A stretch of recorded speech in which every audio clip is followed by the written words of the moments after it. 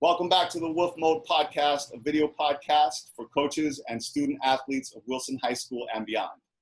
Today, I am joined by Chelsea Contreras. I had the privilege of coaching Chelsea from 2016 to 2018, where she was my starting forward for 2 years.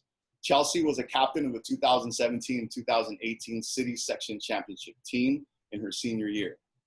Chelsea is now a student at San Diego State University, although under quarantine, she is still an Aztec down at San Diego State University.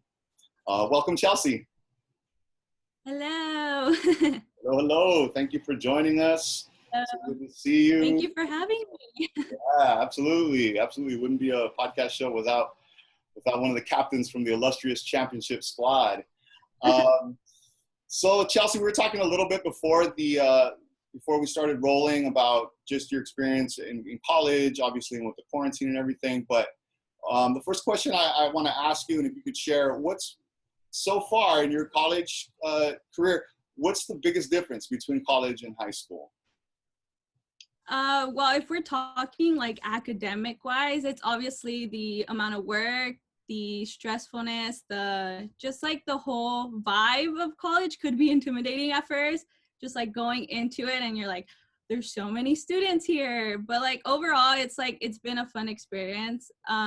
If you're talking sports wise, so I actually tried out I never told anyone this, I tried out for the club soccer team. Wonderful. Very, very different vibe. I was very intimidated as I went like in there and I saw all the girls, but very, very, very talented people. Wow. I was very intimidated. I knew that going into it, I was going to be very scared. And that's exactly what happened when I was playing with all the girls. It was very, very scary. It's just insane how their mentality and their skill sets are. Like it's very, very, it's insane. It's so crazy. So what were but unfortunately, of course, if anyone knows me, I got injured the first day of tryouts. You got injured? Yeah. Oh no. Yeah, I stubbed my toe and now it was very swollen for the next couple weeks. Oh man, what a bummer. Yeah. What a bummer. But you went out.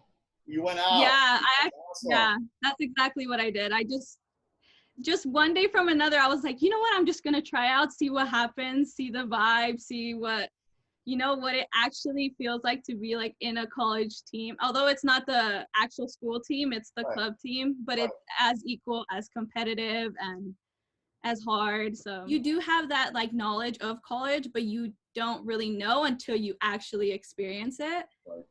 That's how I see it. Cause like in Wilson, they tell you like all these like requirements of college, but it's like when you actually get there, sometimes like those are not your requirements. It's like you're gonna have to experience them on your own.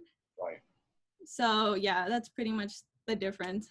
But we actually had the chance to play with the girls in the club team, but it just blew me away how talented and how fast and their skill, like they don't have to think about it, they already know where they're at.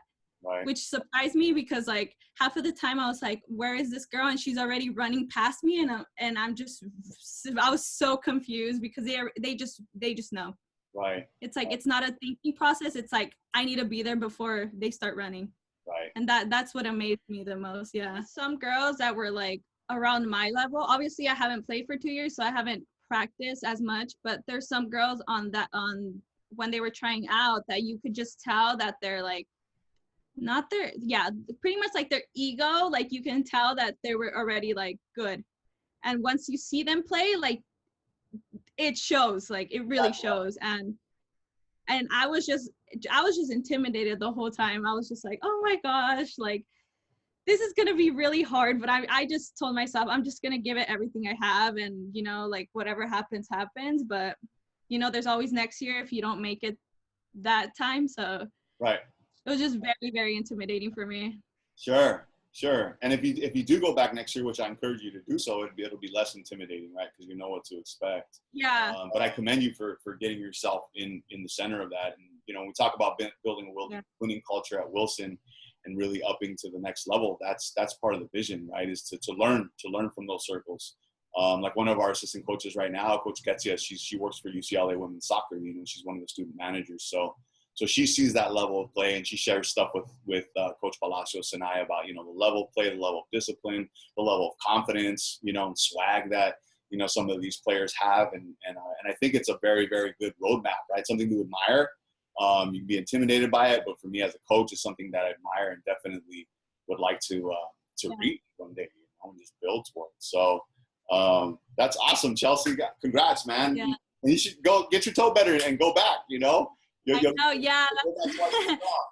Yeah, that's what another thing is that I've also went to like some of the games like from the actual like school team. Yeah. And it's literally the same vibe. It's very intimate. Even me just sitting on the stands and just seeing them, I would be so nervous to play every single day, just like knowing that the other team is also really good, and you just have to give it pretty much your all. You can't be like, oh, like they're kind of an easy team, so we have a chance. It's like, no, you have to go in there thinking, I'm gonna do the best that I can, and we're gonna win this, whether like the team sucks or not. So okay, so let's rewind a little bit from your college experience. So you played was it 3 years or 4 years at Wilson? 3. So what made you want to join in the first place at Wilson?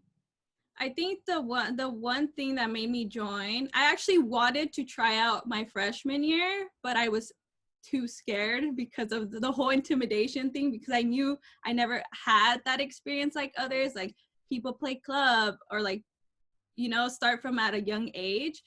But it's the same thing as club soccer. I just went for it. And I was just like, you know what, like I really want to play this. And, you know, if I suck at first, it's okay. You're just going to have to strive and get to the position where you're going to be at the end of the day. And that's what happened senior year. That's true. Yeah. But another motivation of mine was probably my dad, because we usually watch soccer together. So every time I'd see them play and stuff, I would be like, okay, maybe I do want to play. Right. And that's what pushed me more to like try out my sophomore year.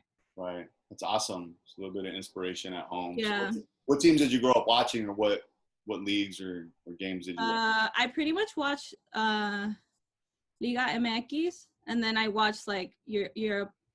So like Barca, Madrid, Liverpool, and then the other side, Mexico, Chivas, and yeah. Are you guys Chivas fans? Yeah. Okay. Is your family from down there? Is your family from Guadalajara? Yeah, Jalisco. Okay. Yeah, I think I knew that. Yeah.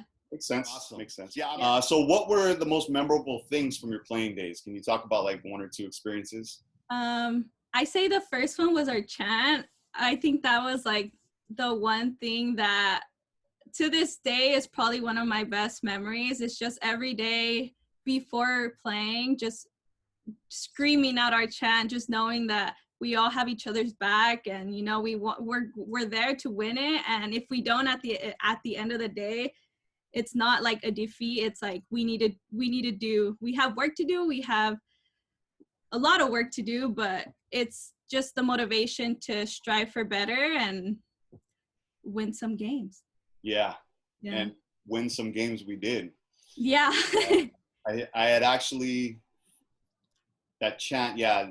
When you guys started doing that chant, I knew like you had reached a turning point as a team, because I had nothing to do with that. You know what I mean? Like, that was you guys. And that's every coach's dream, is that, you know, the captains or the leadership on the team, the girls that have the strong personalities, the ones that want it the most, make everybody rise up to their standards. And so that chant for me was a symbol of everybody starting to rise up to the standards that you guys as captains and the others on the team who really wanted it, that you guys set. And like you said, it was something that just proved that you guys had each other's backs, you know? Yeah. So when you have teams that are deeply committed to each other, and then everyone's also deeply committed to a mission, right, which should be winning, right, and doing better and improving all the time, that's the magical combination. Very, very hard to get to, as you know, as you know. Hopefully you'll talk about that in just a second. But that's a tremendous memory. I remember that as well, and I actually momentarily forgot about it. Awesome. So so let's shift gears a little bit. In your experience, and this could be from when you were a sophomore to senior, and we talk about like growth and how far you've come and all that stuff. How important was parent support for you in your success? I believe parent support is probably the main aspect of you being as a player. I just think that, sometimes obviously in high school and you're like 15, 16, you're not going to drive yourself to your own games. You're not going to, so just the support, even if your parents can't make it, I don't think it's like what they do. I think it's what they say that's in my perspective, in my experience. It's not because my mom like went to my games. It's because like my parents always told me before, like, you can do it. Like if you lose, it's okay. You can, get back up and start working harder and you'll see like that result. So every time I would come back and then they would always ask me like how it went. And sometimes I'm like, oh, it didn't go as I expected it as I left the house, like when I came back. Right.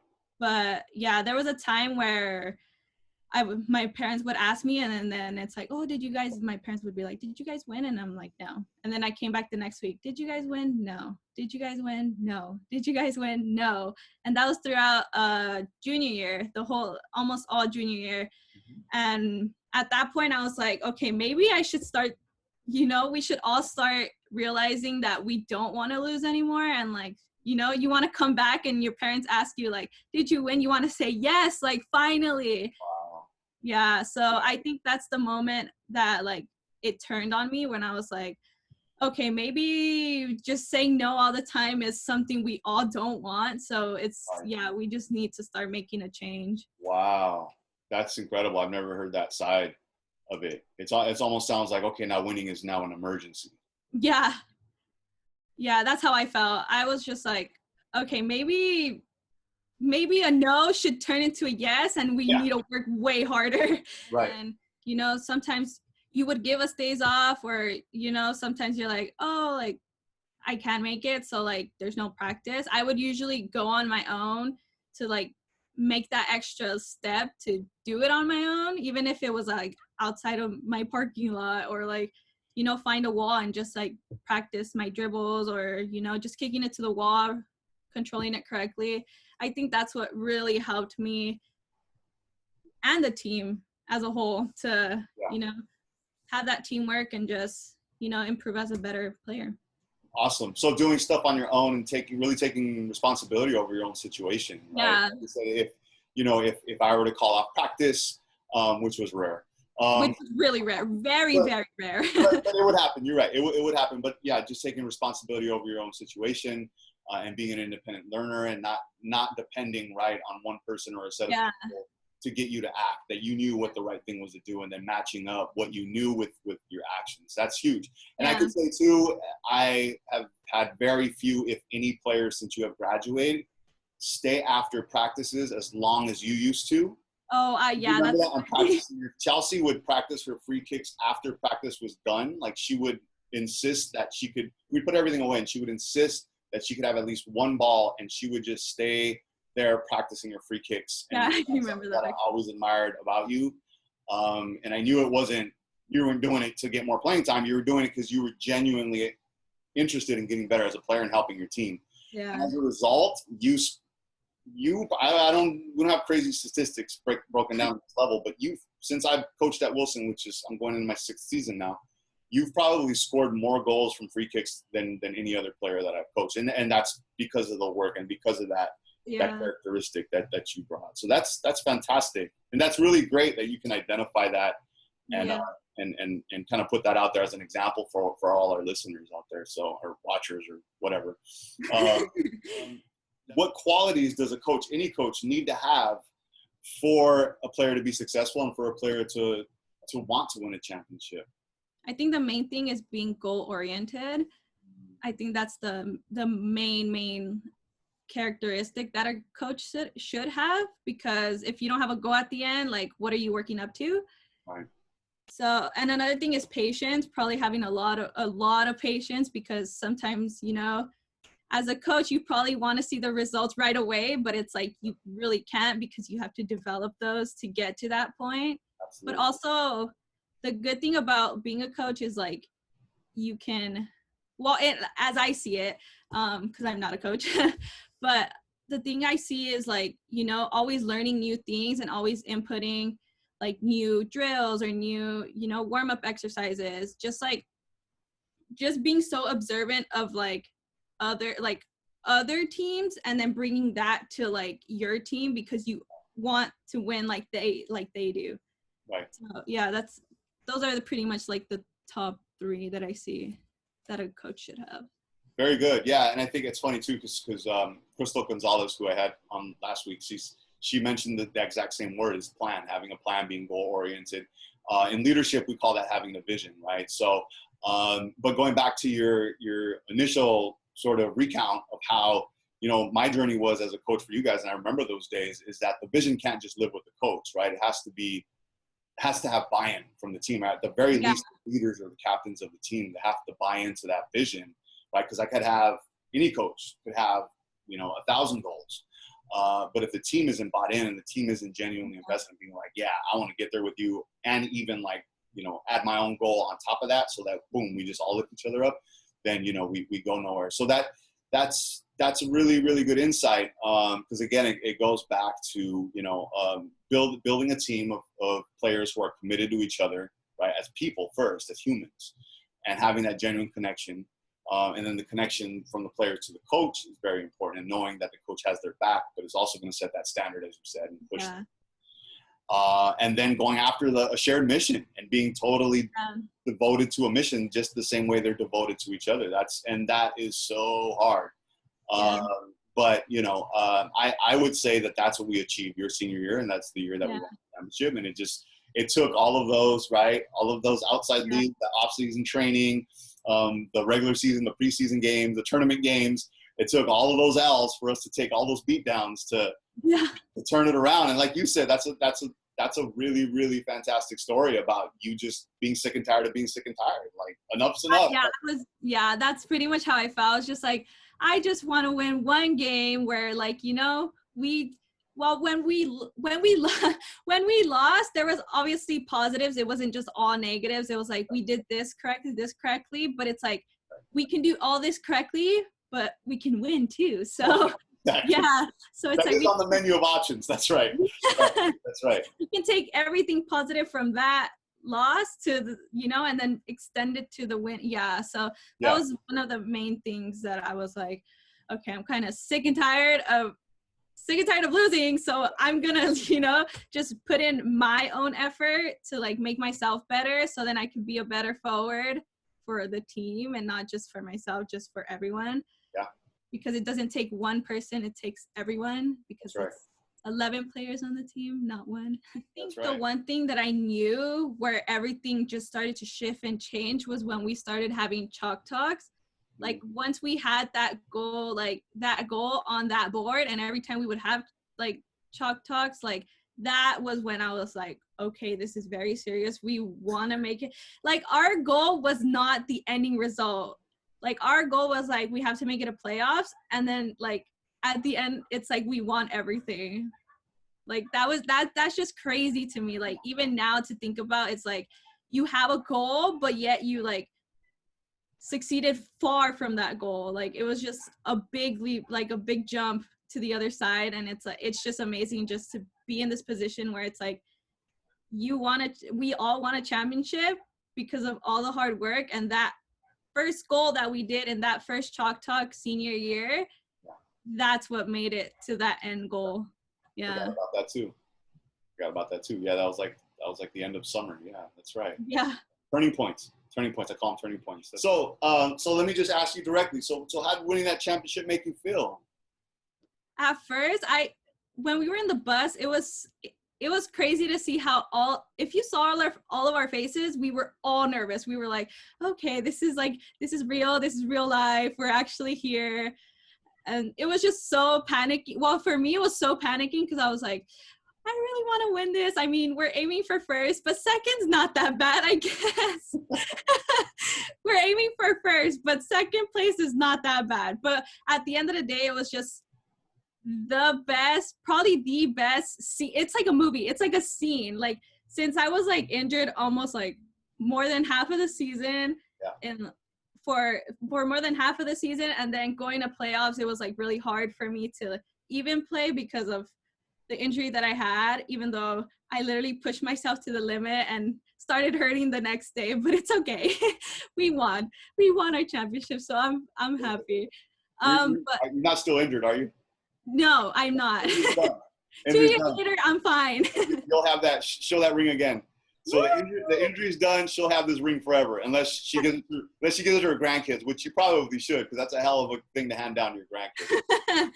But yeah, I think that it was just like a movie scene. Like, since I told Romo, I was like, I need to get out because my groin is hurting me so much right now. So it was literally the last 10 minutes, I say, because I played almost pretty much the whole entire game besides that much, because I was like, I'm just pushing myself.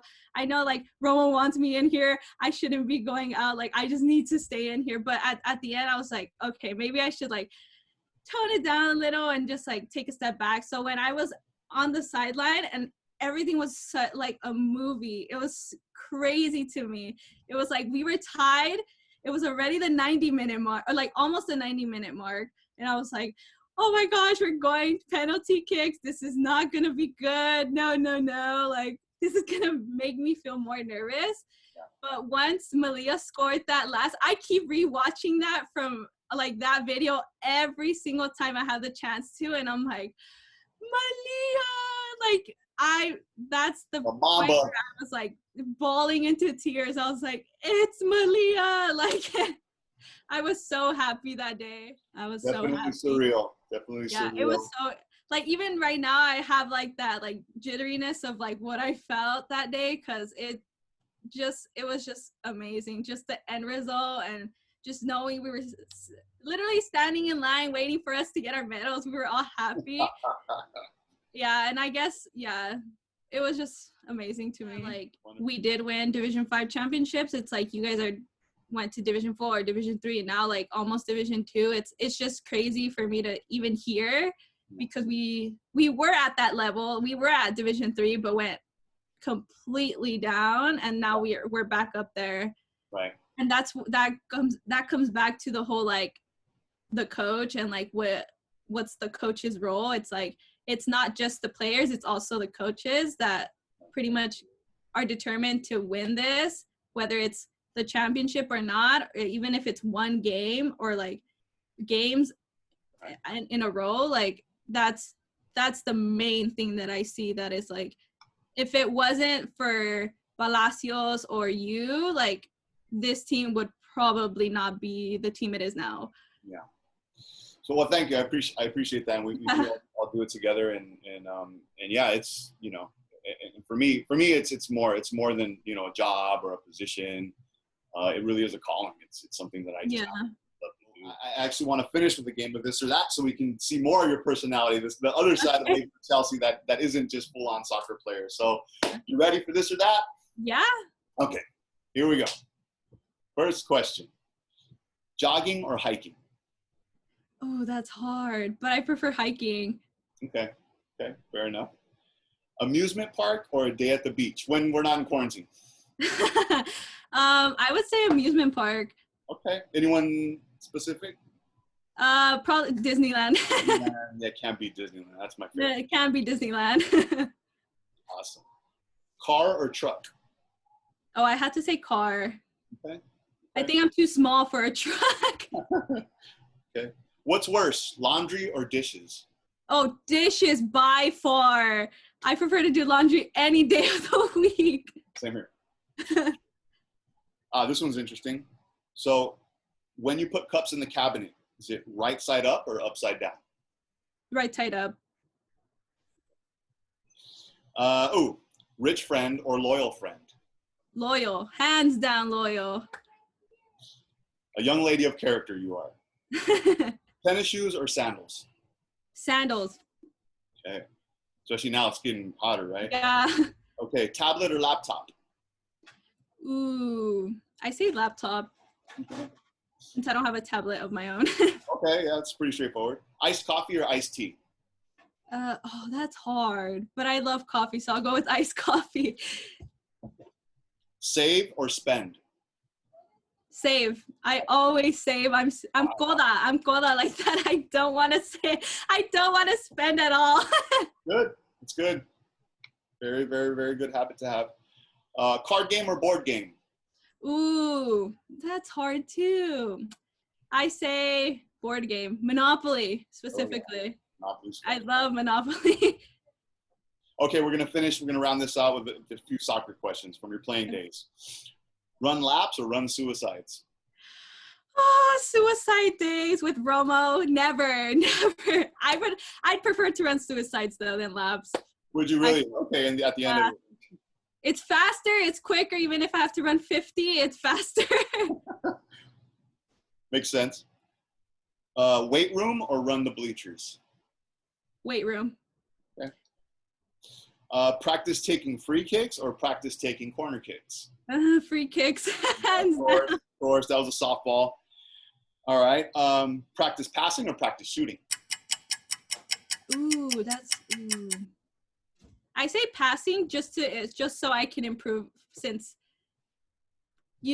kicking is not that struggle for me. I think more of the passing is. So yeah. Okay. Last question. Wolf or sheep? Wolf. Always. Wolves always. Always. All right. Awesome. So that concludes our time together, Chelsea. I really, really appreciate your time, your honesty, really, really awesome experiences and wisdom that you had to share with us. And best of luck to you, and let's stay connected. Yes. Any message you want to leave our audience out there with? Be careful with Romo's suicides if he still does them. That's all I have to say. But it will discipline you. So that's the good thing. But sometimes when you have to run doubles or doubles. In and out, doubles this time. Doubles? No. I wish. Okay, you heard it first. Be aware of Romo suicides. If I still do them under quarantine, that's kind of hard. So yeah. Okay. I don't think no one would do them on their own, but. Yeah, that's true. Go enjoy yourself an In-N-Out burger better. There it is. Double. Do it the right way. So. Okay, Chelsea. Thank you so much. We'll talk to you soon. Have a good day. Bye. We'll see you next time on the Wolf Mode Podcast.